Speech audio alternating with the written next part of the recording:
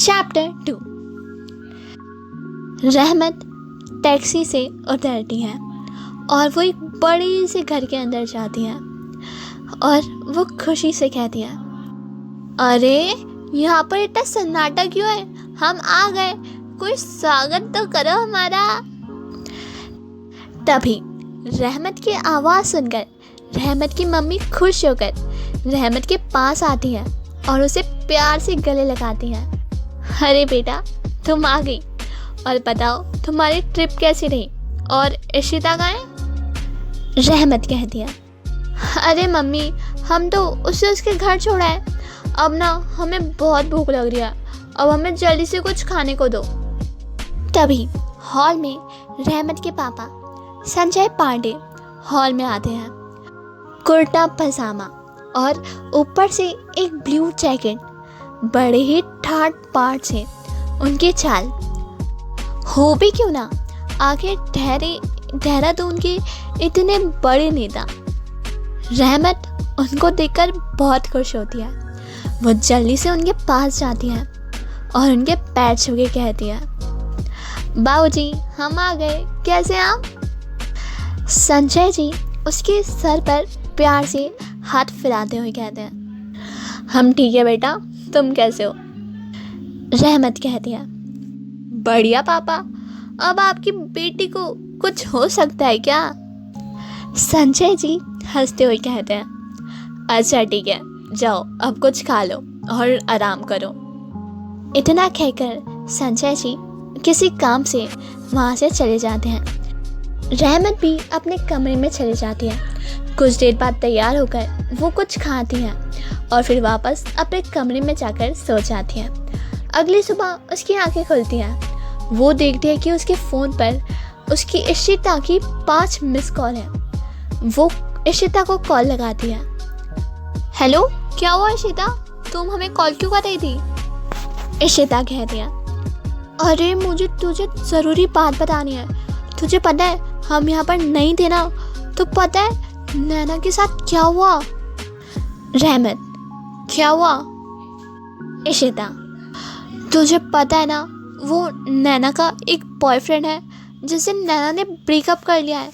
पर तुझे पता है कल रात वो नैना के साथ ज़बरदस्ती करने की कोशिश कर रहा था। वो तो अच्छा है नैना ने ज़ोर ज़ोर से चिल्लाकर सबको बुला लिया, वरना पता नहीं क्या होता। और वो आज बहुत रो रही है। मैं उसके घर भी गई थी, पर इशिता की बात को बीच में से काटते हुए रहमत कहती है, उस साले को तो हम देखते हैं, तुम जाओ नैना के पास, हम भी आते हैं थोड़ी देर में। इशिता ओके कहकर फ़ोन कट कर देती है। रहमत जल्दी से तैयार होती है और वो जल्दी से हॉल में आती है। उसकी माँ उसे खाने के लिए कहती है, पर वो ज़रूरी काम बताकर वहाँ से चले जाती है। रहमत अपनी स्कूटी में बैठती है और जल्दी से कहीं जाती है। कुछ देर बाद उसकी स्कूटी एक गली में आकर रुकती है। वो देखते हैं कि वहाँ पर 4-5 लड़के खड़े होकर एक दूसरे से बात कर रहे थे। रहमत अपना हेलमेट उतार कर स्टैंड पर टिकाती है और उन लड़कों के पास जाती है। जैसे ही वो लड़के रहमत को देखते हैं, वो डर जाते हैं और उनमें से एक लड़का कहता है, अरे दीदी, आप कब आई दिल्ली से? रहमत हंसते हुए कहती है, बाबू हम तो आ गए, पर हमारे यहाँ ना रहने की वजह से ना बहुत सारे लोगों की हिम्मत बढ़ गई है। बस उन्हीं को सुधारने के लिए हम यहाँ पर आए हैं। रहमत की बात सुनकर वो सभी लड़के बहुत डर जाते हैं और एक लड़का अपनी जगह से भागने लगता है कि तभी रहमत उसका कॉलर पकड़कर अपनी तरफ खींचते हुए कहती है, अरे बाबू, कहाँ जा रहे हो तुम? ठहरो भाई, हमें बात तो कर लेने दो। वो लड़का कहता है, दीदी वो हमें ना कुछ काम याद आ गया, हमें जाना है। रहमत उसे अपनी तरफ मोड़ते हुए उसका कॉलर ठीक करते हुए कहती है, अच्छा ज़रूरी काम है तुमको, पर एक बार हमारी बात तो सुन लो। वो लड़का डरते हुए कहता है, क्या दीदी? रहमत अपने ब्लैक जैकेट की स्लीव्स को ऊपर कर दिया और एक तेज थप्पड़ उस लड़के के गाल पर जड़ देती है। सभी लड़के हैरानी से उस लड़के और रहमत को देखने लगते हैं। वो तमाचा इतना तेज था कि वो लड़का लड़खड़ा जाता है और वो ज़मीन पर गिर जाता है। रहमत उसका कॉलर पकड़कर उसे खड़ा करते हुए कह दिया, बाबू, हमने सुना है तुमने हमारी दोस्त नैना के साथ ज़बरदस्ती करने की कोशिश करी है। हम यहाँ पर 2 दिन नहीं थे तो तुम्हारी हिम्मत बढ़ गई हैं? वो लड़का डरते हुए कहता है, दीदी वो माफ़ कर दो हमें, वो बस गुस्सा आ गया था। रहमत कहती है, पर बाबू अब तो हमें गुस्सा आ रहा है। देखो बाबू, अगर कोई लड़की तुम्हें हाँ बोले ना तभी उसके साथ आगे बढ़ो, वरना अगर वो मना कर दे तो उससे राखी बनवा लो। एक बात को हम तुम्हें कितनी बार समझा चुके हैं, कब समझोगे बे? वो लड़का डरते हुए कहता है, दीदी अब समझ गया, प्लीज़ माफ़ कर दो। रहमत उस लड़के का कॉलर छोड़ दिया और फिर वो साइड में एक लड़के से कह दिया, ओए सुन, आ इधर। वो लड़का डरते हुए रहमत के पास आता है।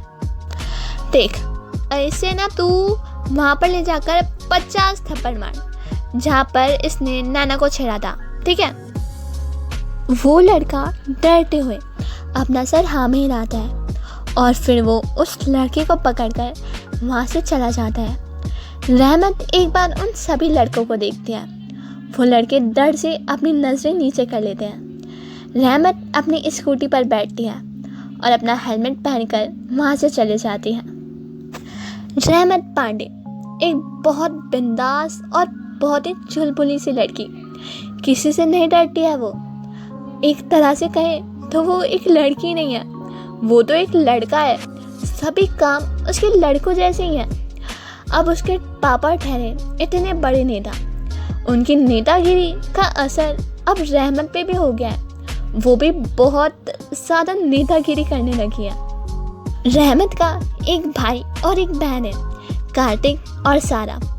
कार्तिक और सारा को नेतागिरी में कोई इंटरेस्ट नहीं है, जिसकी वजह से वो दोनों ऑस्ट्रेलिया जाकर अपनी पढ़ाई कंटिन्यू कर रहे हैं। पर अब रहमत को तो नेतागिरी इतनी भाग गई थी कि वो अपने पापा जैसा बनना चाहती थी। रहमत के पापा यानी संजय जी को अपने तीनों बच्चे का फैसला मंजूर था।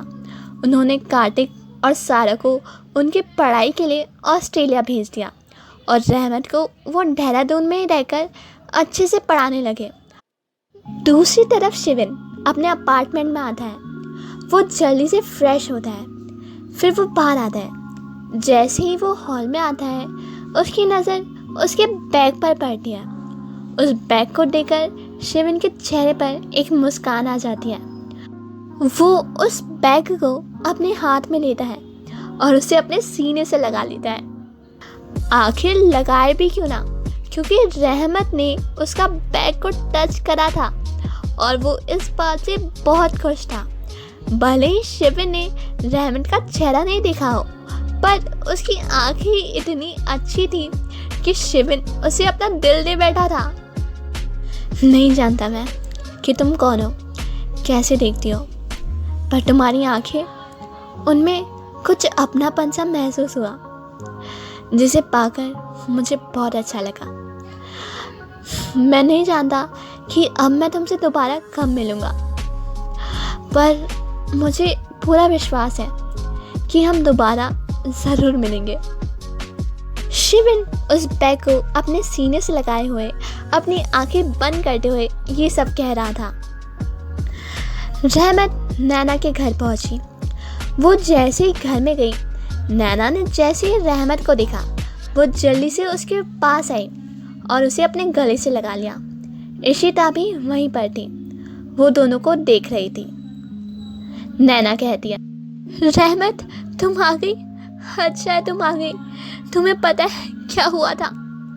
रहमत नैना की पीठ थपथपाते हुए उसे अपने आप से थोड़ा दूर करते हुए कहती है, नैना हमें सब पता है, और तुम काहे रो रही हो? चलो बाहर चलो। नैना बाहर क्यों? रहमत चलो तो सही। रहमत नैना का हाथ पकड़कर उसे बाहर ले जाती है। इशिता भी उनके पीछे आती है। वो दोनों उनके घर की बालकनी में जाते हैं। नैना अपने सामने का नज़ारा देखकर हैरान रह जाती है। खुले बाजार में एक लड़का नैना के बॉयफ्रेंड यानी कि जिसने कल नैना के साथ बदतमीजी करी थी उसे थप्पड़ पर थप्पड़ मारे जा रहा था। नैना ये देखकर हैरान रह जाती है। वो रहमत को देखती है।